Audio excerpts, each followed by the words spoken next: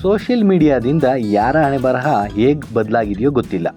ಆದರೆ ಹುಡುಗಿಯರ ಭವಿಷ್ಯ, ಅದರಲ್ಲೂ ಚಂದದ ಹುಡುಗಿಯರ ಭವಿಷ್ಯ ನಿರೀಕ್ಷೆಗೂ ಮೀರಿ ಬದಲಾಗಿದೆ.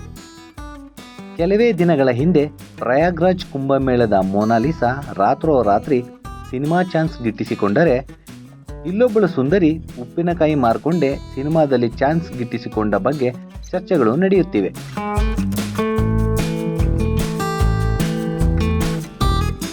ಅವಳ ಹೆಸರು ರಮ್ಯಾ ಮೋಕ್ಷ. ಮೂವರು ಸಹೋದರಿಯರು ಸೇರಿ ಅಲಕ್ಯಾ ಚಿಟ್ಟಿ ಪಿಕಲ್ಸ್ ಎಂಬ ಬ್ರ್ಯಾಂಡಿನ ಉಪ್ಪಿನಕಾಯಿಯನ್ನು ಮಾರುಕಟ್ಟೆಗೆ ತಂದರು.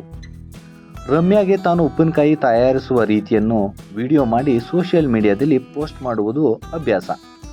ಉಪ್ಪಿನಕಾಯಿ ಜೊತೆಗೆ ತಾನು ಕೂಡ ಅಂದದ ರೀಲ್ಸ್ ಮಾಡಿ ಅಪ್ಲೋಡ್ ಮಾಡುತ್ತಿದ್ದಳು. ಅವಳ ಅಂದಕ್ಕೆ ವಯ್ಯಾರಕ್ಕೆ ಲಕ್ಷಾಂತರ ಫಾಲೋವರ್ಸ್ ಹುಟ್ಟುಕೊಂಡರು.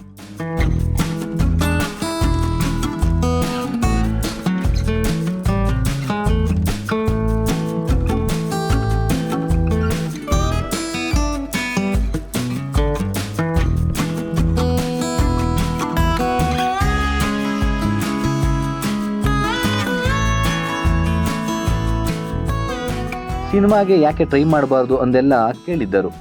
ಆ ಗಳಿಗೆ ಈಗ ಕೂಡು ಬಂದಿದೆ. ನೋಡಲು ಸಿನಿಮಾ ನಾಯಕಿಯರನ್ನು ಮೀರಿಸುವಷ್ಟು ಸುಂದರಿಯಾಗಿರುವ ರಮ್ಯಾ ಇತ್ತೀಚೆಗೆ ಸಿನಿಮಾ ಕಾರ್ಯಕ್ರಮವೊಂದರಲ್ಲಿ ಕಾಣಿಸಿಕೊಂಡಿದ್ದಾರೆ.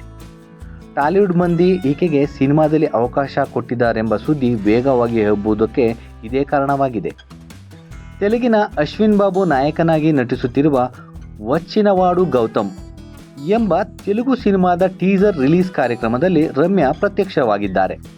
ಕಪ್ಪು ಬಣ್ಣದ ಚೂಡಿದಾರ್ ತೊಟ್ಟಿರುವ ರಮ್ಯಾ ನಾಯಕಿಯರನ್ನು ಸೈಡುಗಟ್ಟುವ ಲುಕ್ನಲ್ಲಿ ಪೋಸ್ ಕೊಟ್ಟು ಹುಡುಗರ ನಿದ್ದೆಗೆಡಿಸಿದ್ದಾರೆ.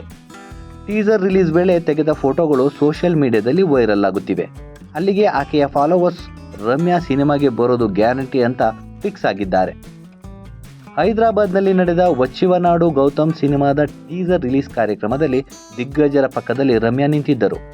ಮುಖ್ಯ ಅತಿಥಿಗಳಾಗಿ ಬಂದಿದ್ದ ಸಂಗೀತ ನಿರ್ದೇಶಕ ತಮನ್, ನಿರ್ದೇಶಕ ಶೈಲೇಶ್, ನಿರ್ಮಾಪಕರಾದ KS ರಾಮರಾವ್ ಮತ್ತು KL ದಾಮೋದರ್ ಪ್ರಸಾದ್ ಜೊತೆ ರಮ್ಯಾ ಕೂಡ ಕಾಣಿಸಿಕೊಂಡಿದ್ದರು. ಹೀಗಾಗಿ ಇವರೂ ಚಿತ್ರರಂಗಕ್ಕೆ ಎಂಟ್ರಿ ಕೊಡುತ್ತಿದ್ದಾರೆಯೇ ಎಂಬ ಅನುಮಾನ ಮೂಡಿದೆ. ರಮ್ಯಾ ಚಿತ್ರರಂಗಕ್ಕೆ ಕಾಲಿಡುತ್ತಿದ್ದಾರೆ ಎಂದು ಆಕೆ ಅಭಿಮಾನಿಗಳು ಖುಷಿಯಲ್ಲಿದ್ದಾರೆ.